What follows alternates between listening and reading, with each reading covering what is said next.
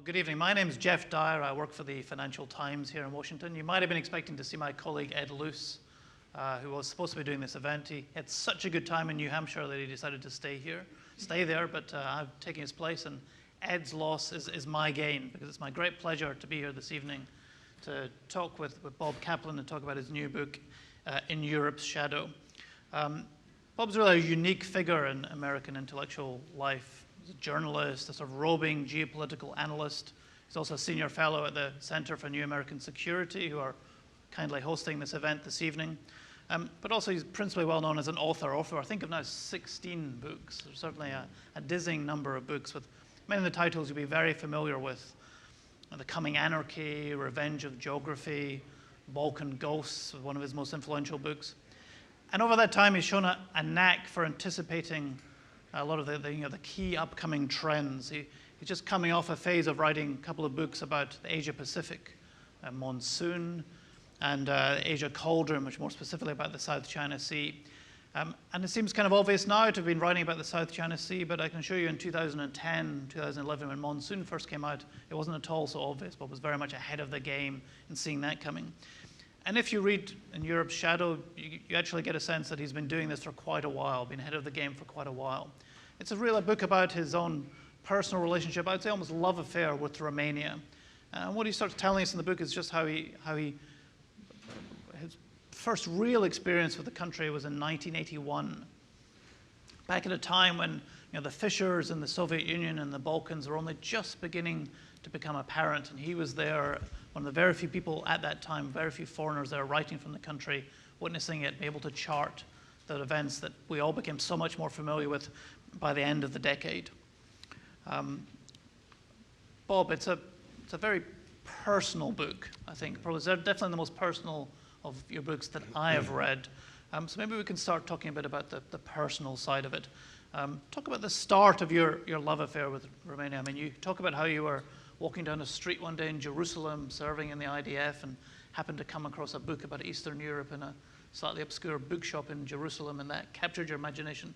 Tell us how you really kind of started your relationship with the country all those years ago. Well, thank you, Geoff, for that lovely introduction and for being here tonight with you. Yes, this was 1981. It was 35 years ago. And at the time, in 1981, Israel, the Middle East, was in the front pages as it is today, as it's always been, essentially, since the 1967 war. And there were hundreds upon hundreds of journalists covering Israel. And I happened upon a bookshop, and I found Gordon Skilling's book, a Canadian academic at the time, about the communist governments of Eastern Europe. And a memory gelled in my mind, because I had traveled through all the communist countries of Eastern Europe in 1973, the summer of Watergate, as a student. And I had no interest whatsoever in Watergate, because East Germany, Poland, Hungary, Czechoslovakia, Romania was so much more interesting to my mind back then. And what struck me was how different all these countries were from each other. In the US, all you got was this monochrome reality, this gray reality. They're all satellite states. Bulgaria is a slave to the Soviet Union. But when you actually travel through there, you got a totally different impression.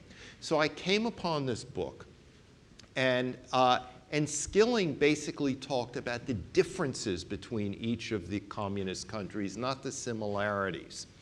And the differences were based on ethnicity, geography, historical experience that still existed under the carapace of communism. And the book just took me. And I said, when I get out of the IDF, the first thing I'm going to do is fly to Eastern Europe, even though it was not at all in the news. And I discovered that the only place you could fly to from Israel was Romania, because there were relations between the Ceausescu regime and the Israeli government. And I went to Romania in 1981 on a one-way ticket with very little money, with 2 or 3 phone numbers in my pocket. And as soon as I got there, it determined the rest of my professional life. Because what I found was I went from a story, despite having hundreds of journalists covering it, was a subsidiary to the Cold War. Well, whereas when I got into Romania, I was in the heart of the Cold War, which was the biggest story of the second half of the 20th century. And I got hooked. And it was, remember, World War II did not end in Romania in 1945. It ended only in 1989 because the Soviet occupation, even though the Soviet military left in the 50s, was essentially a tailpiece of World War II. So I got hooked. So this is a very personal story, and it starts in a very personal way before I get into, into a detailed description of Romania. Give us a sense of the sensation of living there at that time, because as you mentioned, we all had this image of Eastern Europe generally being a fairly drab place, but even within that, Romania was considered to be one of the drabber places. But you write about it as if there's almost a virtue in this. I mean, you have a great line from André Gide where you say, "Nothing discourages thought so much as perpetual blue sky." Yeah. Which is great, and I particularly like that line because it explains to me why Scottish people are so very clever, I think. Yeah. But tell us the sensation of moving from Israel with, the blue sky and orange blossoms to Bucharest in 1981. It was like coming from the glittering oleander, jasmine Mediterranean to like a black and white engraving. And I came in November, and the leaves had already disappeared from the trees. And early November is a dicey season in Romania. It could be warm, but this November was very, very cold. And it was exhilarating because I was stimulated in an intellectual way that it's almost impossible to describe. The coldness, the bleakness, the grayness, and people were suffering mightily. But they were suffering. I was independent. I wasn't part of that, so I could observe it. And it was more intellectually stimulating for me than anything in the Middle East at the time. So tell us a bit about the sort of journalistic aspect of this, because I'm a great believer in the idea of what I call foreign correspondent first love. You always remember the country that opens up to you first. But you describe it, it's very much a meditation on journalism, this book, in a sense. Yeah. Talk about how you became a journalist through this experience, and who are you working for, and how did you find in yourself that that's really what you wanted to do? Well, there were basically two things. First of all, this was a time when there were no smartphones. Communications were difficult. The International Herald Tribune was barred from the country. You had to listen to the BBC at night on your shortwave radio. That was the only way to get the news. You couldn't call someone. Nobody knew where you were.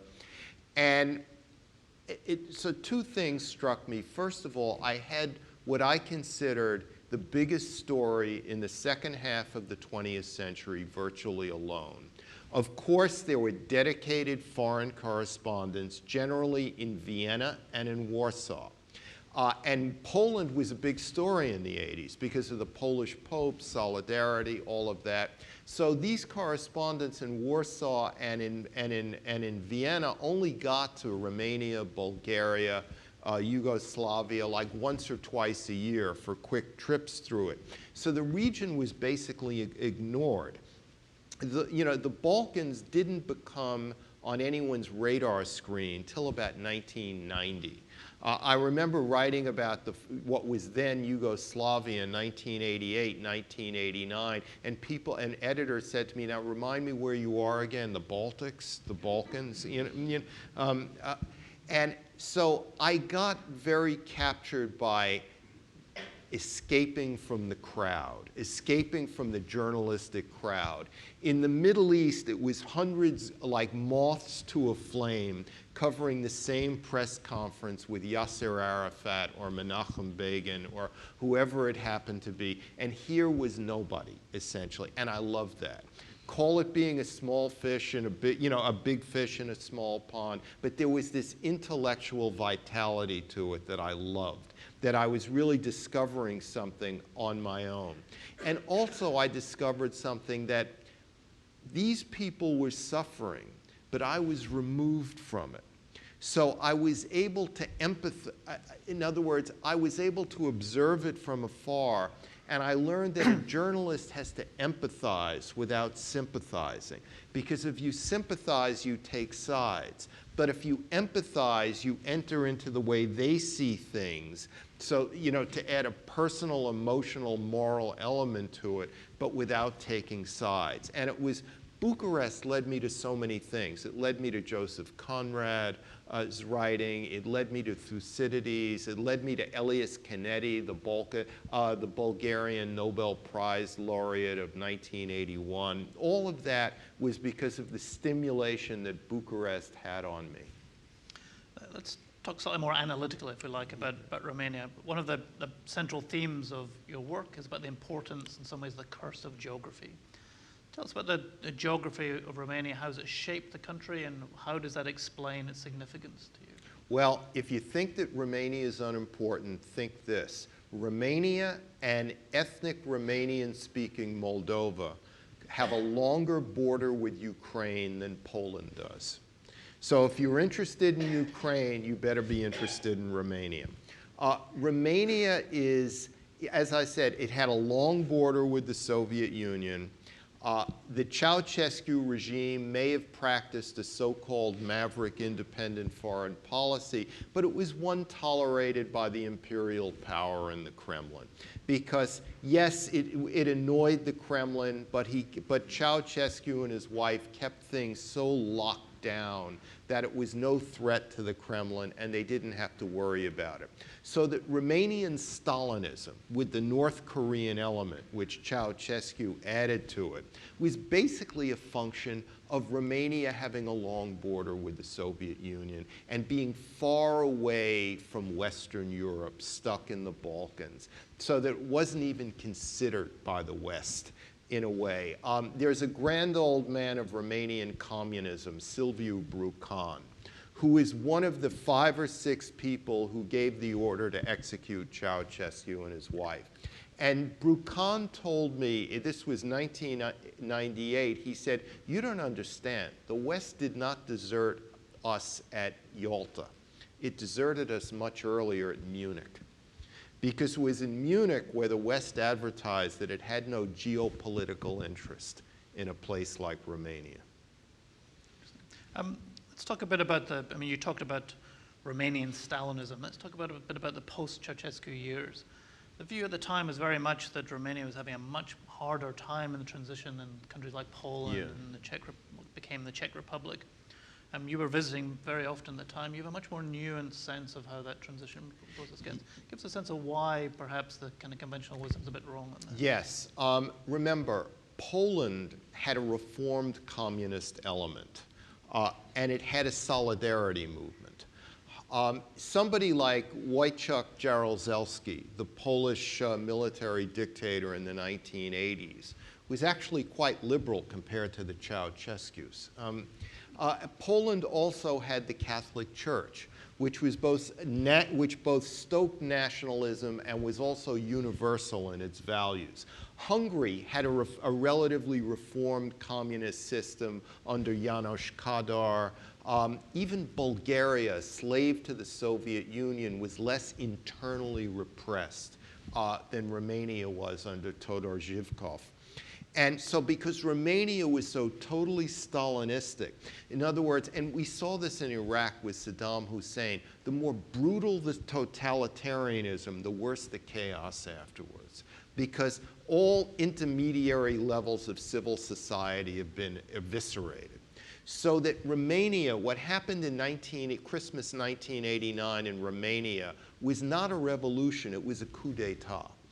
What happened was that the relative reformed elements of the Communist Party, Silviu Brucan, Ion Iliescu, and others, basically took power and executed the Ceausescus and governed in sort of a Gorbachevian neo-communist fashion for a few years, which was technically democratic, but really wasn't. And it was only in the mid-90s that Romania really, really opened up, and only in the 2000s when the countryside was developed. Now, there's a debate about this. Many people say this is why Romania was so behind Poland. It lost 5 years, you know, to Poland, the Czech Republic, Hungary. But there's another argument that these people kept Romania stable, that Romania required a transition period. Had it gone cold turkey into freewheeling democracy in 1989, it may have fallen into chaos or ethnic conflict between Romanians and the ethnic Hungarian minority. Now, we are going to open up to questions for the audience, but before that, maybe we just talk a little bit about present-day Romania. Yeah. At one point in the book, you write about a trip you made from Romania to Moldova and then back again, and just how struck you were by the fairly brutal contrast between Romania, which had become more prosperous, and Moldova, which really depressed you in lots of ways. Romania is now both an EU member and a NATO member. Let's talk first a bit about the European project. How much has that benefited Romania, and how does it feel to be one of the newest members in the EU at a time when lots of bits of the European project are now fraying at the seams, if not much worse? Romanians have a less cynical attitude to the EU than people in Western Europe do. In countries like Romania, in East Central Europe, the European Union is more than a balance sheet. It's about legal states rather than age-old ethnic nations. It's about impersonal, transparent institutions rather than corrupt bureaucracies. It's about the power of the individual, where someone is treated as an individual, not as a member of an ethnic group or according to his father's name. And that means a lot. So the EU, you know, people in Romania, Bulgaria, other places desperately hope the EU will survive. The EU means something in Romania to a degree that people in Denmark or even Germany are blasé about. Romania now has a 4% economic growth rate, I think the highest in Europe. It has a relatively moderate technocratic government. It has a president, Klaus Johannes, who's not even ethnic Romanian. He's minority Saxon German, who was elected by millions of ethnic Romanians, who essentially, you know, his policy is closer relations with the West and cleaner institutions and developing institutions. When you get a speeding ticket in Romania, a cop comes out with his little computer and taps it in, and you don't offer him a bribe. You get a speeding ticket in Moldova, and you better be able to pay a bribe. You know, that's what 8 years of EU membership is meant to Romania. And then let's talk about the NATO side of that. I mean, as you write, you know, Russia is still big, liberal, and next door. How does it feel to be Romania, member of NATO, but still very much in the shadow of Putin's Russia?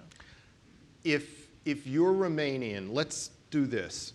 Let's play a thought experiment. If you're a Romanian or a Pole even or an Estonian in the mid-1990s, the world looks great. You're getting into NATO. You'll eventually get into the EU. What's better than NATO, and what's more prosperous and problem-free than the EU from the point of view of 1995? And Russia in 1995 is conveniently weak and chaotic under Boris Yeltsin's semi-competent rule. So that Russia's no longer a threat. You're getting into the West. You're leaving history behind. History's over, you know, essentially. Fast forward to 2015. The EU is tottering. And the dirty little secret is if the EU is tottering, that undermines NATO, because NATO depends on a united Europe. And Russia is no longer weak and chaotic. You know, it's led by someone, a vigorous leader with a very specific geopolitical vision, which is to recreate a zone of great power influence in Central and Eastern Europe. And so you're scared again.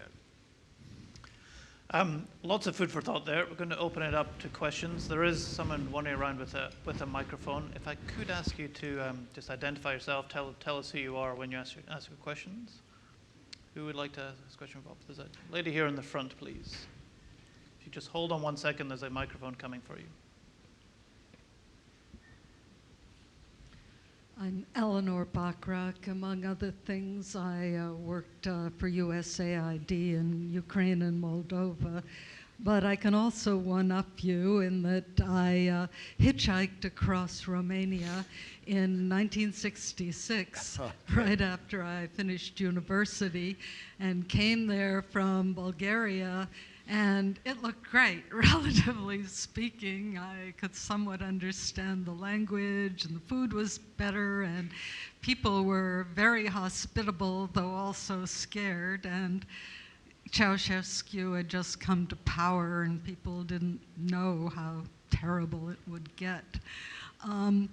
I get the impression, but I came back on a few occasions more professionally, and among other things saw this huge white elephant of, the building whose name I've forgotten, that is largest in the world or something. But I get the idea that Romania is not the most favored part of the EU by its colleagues, though Greece may be superseding it. And I subsequently worked in Serbia. The Balkans, of course, didn't get in as only a couple of them later on. So I wonder if you could expound a little more on Romania and its part in the EU. Yes. Yes, in the 60s, it wasn't totally clear that Ceausescu and his wife would take the country in a North Korean direction. So there was still some hope there. There was some. Things turned really bad starting in the early, mid-1970s. Romania is in the EU, but it's not in Schengen. It's not in the Schengen border-free zone. And neither is it in the euro. And as I say to Romanians, you're lucky. You didn't get into the euro, and you're not in Schengen. If you got into the euro, you'd be like Greece. And if you got into Schengen, you'd have a lot more refugees than you have now. The refugees don't want to go to Romania so much because it's a dead end. It doesn't get you into Central Europe because Romania is not in the Schengen zone. So Romania has avoided the worst by being partially in the EU, essentially in the EU, but not in the central core of the EU, which is Schengen and the Eurozone. Thank you. Next question, please, at the front here. Hi, my name is Joe Schneider. I'm a defense consultant, and I was born in Romania and left in 1962, so my childhood years were under the Stalinist regime that I experienced personally. And I've been back to Romania many, many times since 1972. There's a lot of the periods that you described. I've been back there. But you made a comment that I like, maybe some clarification. You said that the coup of 1989 was a coup by, the more liberal communists, if there's such a thing, within the Communist Party. Whereas there's other, at least my impression was that's far more of a coup by the Securitate, and they just use some of the more favorable political figures as window dressing, but the real power, that happened was between the Communist Party that had most of the power to Securitate, because most of the people that I met that ran the industries and had all the money after 1989 were Securitate guys. Yes.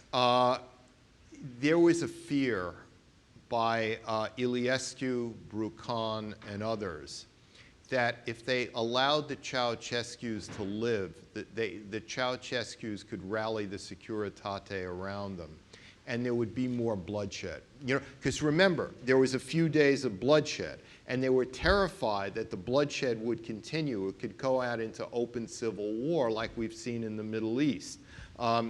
And so they were terrified of that, and the decision, because I really questioned Brucan, very, very in a detailed fashion about this. And it was basically out of fear. They felt they had to nip this in the bud. They had to kill them both very quickly. And in fact, I said to him, you know, as a journalist, you learn it's always good sometimes to ask a very stupid question, a very naive question, because you'll elicit an emotional response. So I said to him, well, did you really have to kill her? Was that humane? So he looked at me like I was an idiot and said, killing her was more important than killing him, you know? And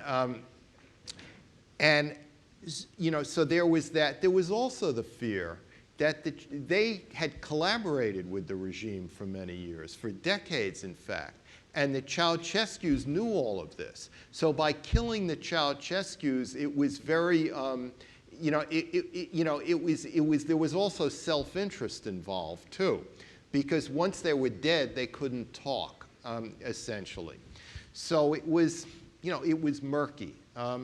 But I think given that the bloodshed stopped and the country stabilized within 24 hours after the executions, it was probably the right thing to do. Next question, please. Another gentleman here in the front. There's a microphone coming your way. Charles Sills, Eisenhower Memorial Commission and Eurasian Business Coalition. Could you talk about the current U.S.-Romania relations, especially the military aspect, as it also dotted lines to NATO, and how Romania is, you know, in general, if you could generalize it all, is configured with public opinion with regard to the U.S. and especially defense relations? Yeah, Romania, like Poland, like Georgia, sent troops to Afghanistan and also to Iraq. You know, as unpopular as Iraq was, the Romanians sent troops there. And the reason they did, they also sent troops to many of our exercises in sub-Saharan Africa that we hold annually, like Operation Flintlock and others. And one of the reasons they did this is something that could never be stated publicly. They did it because they didn't trust NATO. They trusted Washington and the Pentagon. And they knew that if ever there was a, God forbid, you know, some sort of Soviet military incursion, a Russian military incursion, excuse me, into the Balkans, they were afraid that, that NATO could not be relied upon per se as much as Washington could be. And therefore, it was very crucial that they showed Washington immediately that they were loyal allies, that they didn't they weren't so enthusiastic about the Iraq war, but that didn't matter. The point is they had to send troops there to show that the Americans, that they were there for them. And that's really the same reason the Poles sent troops, the Georgians sent troops, and others. After the Berlin Wall fell, and before these countries in East Central Europe were admitted to NATO, a process went. In other words, how do we modernize these armed forces? And you know, there were basically two ways to do it. First of all, the armed forces had to get acculturated with democracy, but also they had to be smaller. The way you modernize armed forces is to make them smaller and more proficient and professional. Take them away from ox and cow armies that just build roads and bring in the crop or something, and make them into real smaller, more professional voluntary fighting forces. And Romania was basically very, very cooperative in this. As were the Poles and others. You know, I believe, generally speaking, the Pentagon has had basically a good experience with the Romanians. Next question, please. The gentleman at the back there. Dan Wemhoff, international lawyer. I've read your epical history of the Balkans, The Balkan Ghost, which I think is probably the greatest book ever written on the Balkans. Deborah, what's her name, West, is now history because of you. But what I'd like to ask you is what are your particular attributes as a journalist to be able to get into the inner circles of the countries and be able to get the information that you need in order to be able to publish your books on Romania and so forth? I'd like to know the answer to that too, please. All right. You don't look for important people, you look for interesting people. And sometimes important people have nothing useful to say. And people in government, it's hard for them to say anything useful because they're in government. And they have to be very careful what they say. So the best thing is to find people who've just left government, or who are just ending their posting in a certain country and are just full of frustrations and want to, like, spurt out. When I interviewed Silviu Brucan, he had been out of government a decade, essentially, and nobody had bothered to come and speak to him very much. I mean, Romanians had. He was a very popular figure in Romania, but not to foreign journalists. So it's like, I mean,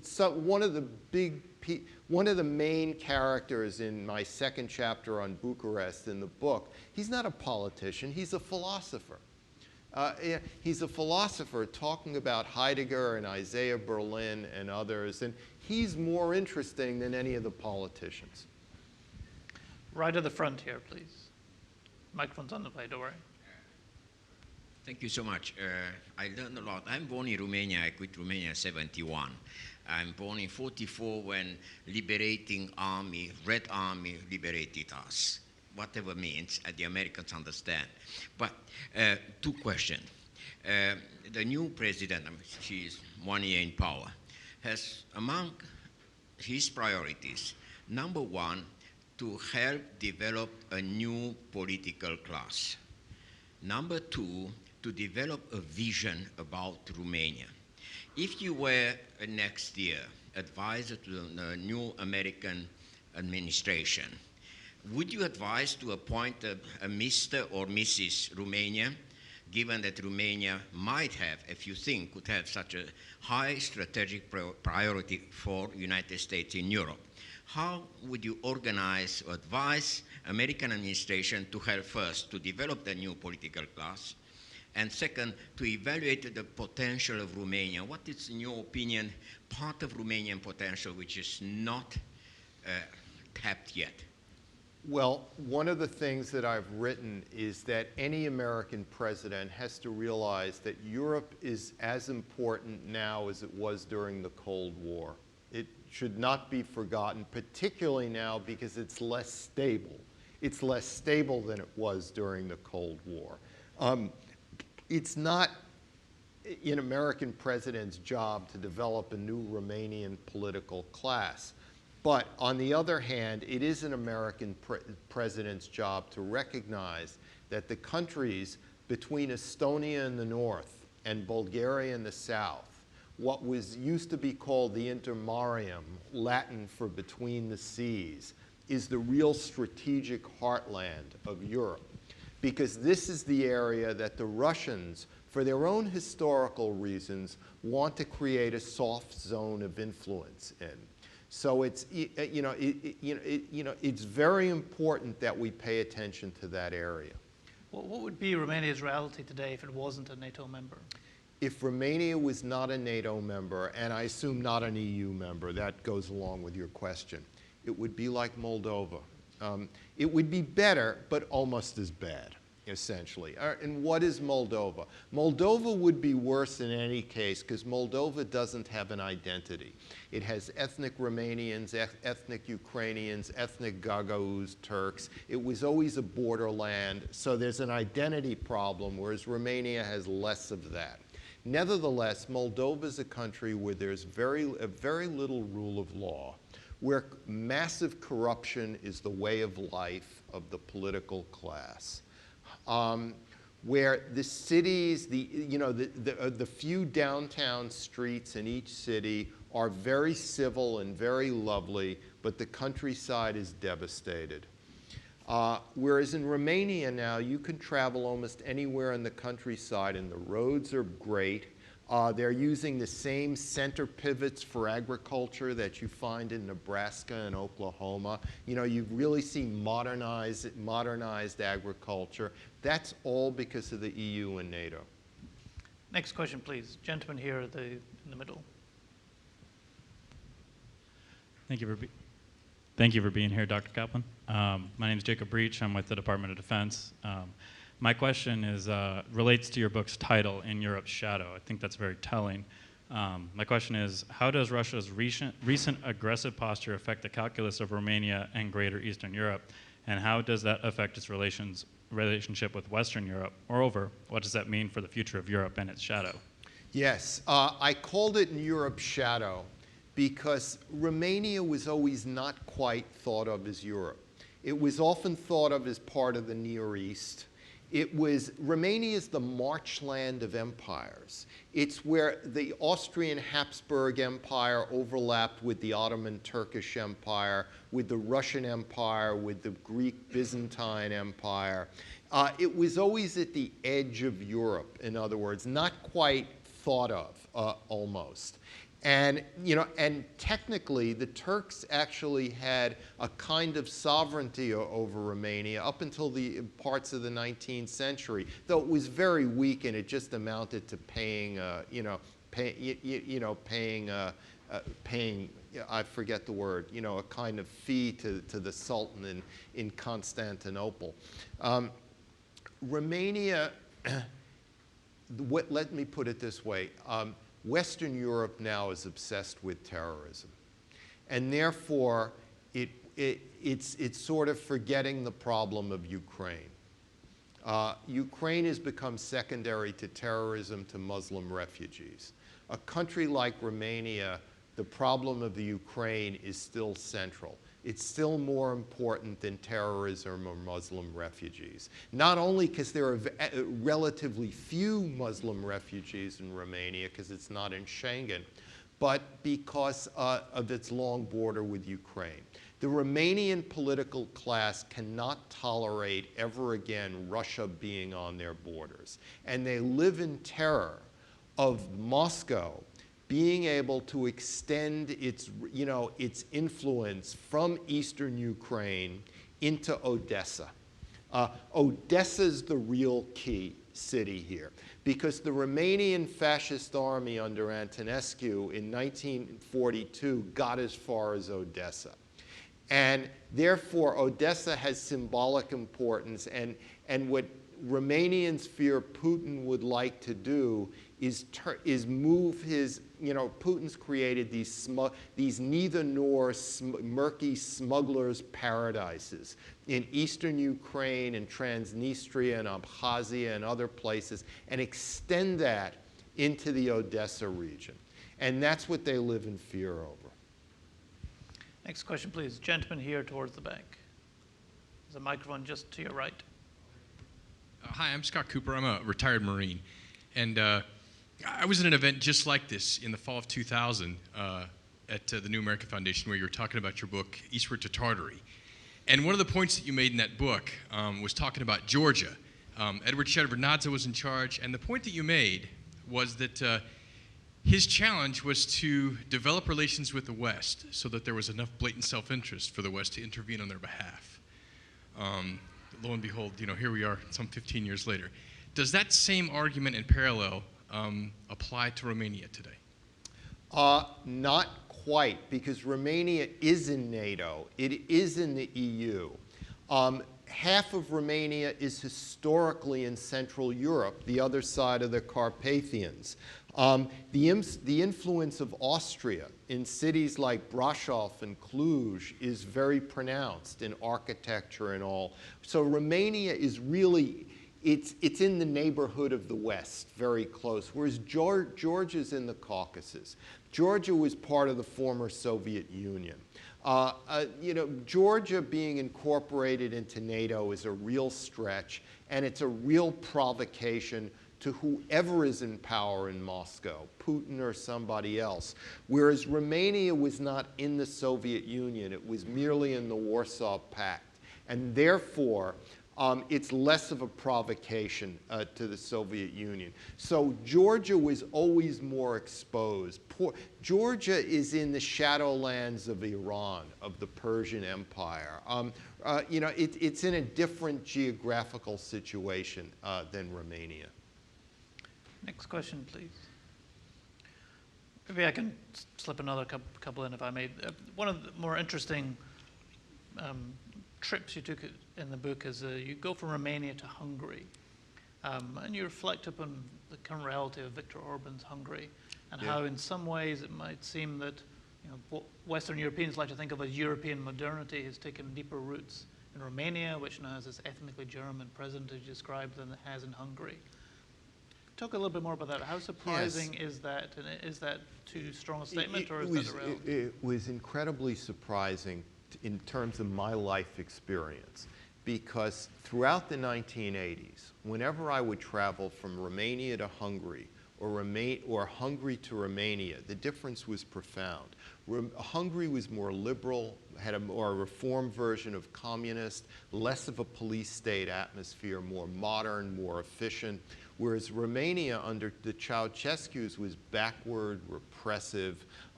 It was like going from Technicolor to black and white when you went from Hungary into Romania.